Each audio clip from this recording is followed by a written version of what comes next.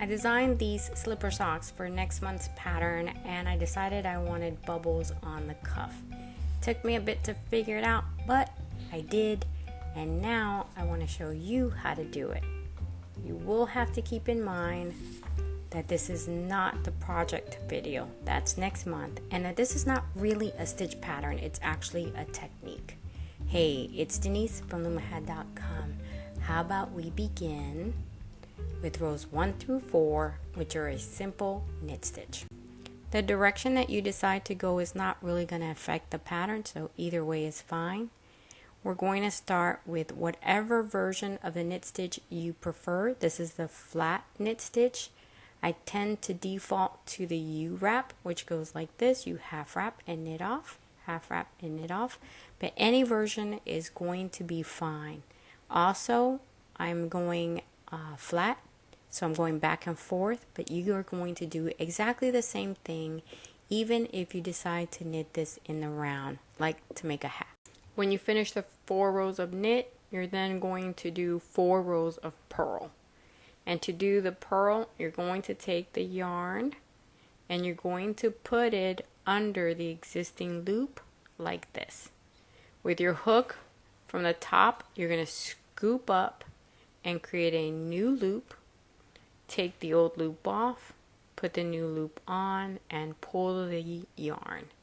Let's see that again. Take your strand and put it under the existing loop, scoop up and create a new loop, which looks like this. Here's the existing loop, and that one you're going to take off the peg, put the new loop on the peg, and pull your working yarn. Alright, just keep doing that. And again, you need 4 rows of purls. If you want your bubble to be a little thicker, then you can do 5 rows.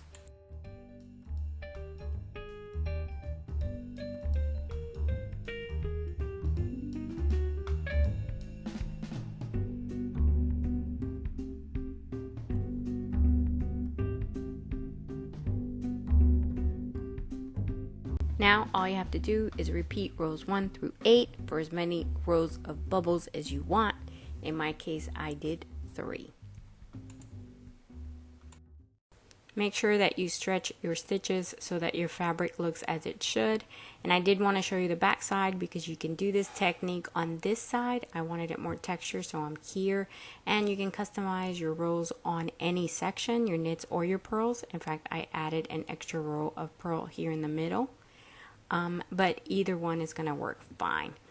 Then get a strand of matching yarn and a needle, and I'm going to start on this end, either end. It doesn't really matter where you start or how you secure your yarn. I'm going to do a little knot on this end only because this is just a swatch that I'm working on. And then you're going to take your needle and you're going to put it at the top of the purls. And you're going to go 2 rows in, then go to the bottom row of purls and feed your yarn through there, and then tighten it. Now this is on the end, so you're limited to how much you can tighten because it will kind of bend your fabric, but try to tighten as best as you can. Then you're going to count 2 rows in. Right here, you see where you did that one, 2 rows in, and then you're going to feed on the top your needle and then bring it to the bottom of that same exact row, and then you're going to tighten. And my yarn is white, so it kind of limits how much you can see, but try to tighten your yarn as good as you can because that's going to puff up your bubble and it's going to show up more. Then all you're going to do is, again, count 2 rows, and from the back, bring your needle in through the top, and then back 2 rows in through the bottom. Now, if you want them wider, you can go 3, 5, 10. It's your fabric. You could do anything you want. You could just do 1 at a time. I seem to feel that it works out well when I count 2 lines in and then feed the needle, and I'm going to make that little knot right there. That amount of width is, I like the look of the bubble when I do that many rows. And then again, remember to pull on your string, and you see how it shapes the bubble. The tighter you pull it, the puffier the bubble is. And then just keep doing that, and at the end it'll look like this. Now, let's say you run out of yarn, or you're finished your row like I did here. It's a good idea then to secure your yarn on the reverse side. So you're gonna like just feed your needle through a couple of them, then come back and make a knot. You want to make sure that your yarn is secure. If it's not, it can unravel, and there go your bubbles.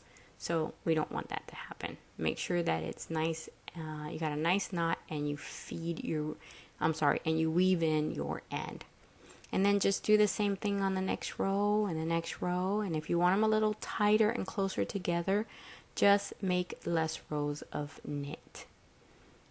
And you can even stagger them. So if in your case, like I'm doing here, you want them off a bit, then, count 3 rows and then start doing every second row so that they can be staggered, right? So they're not sitting one on top of the other.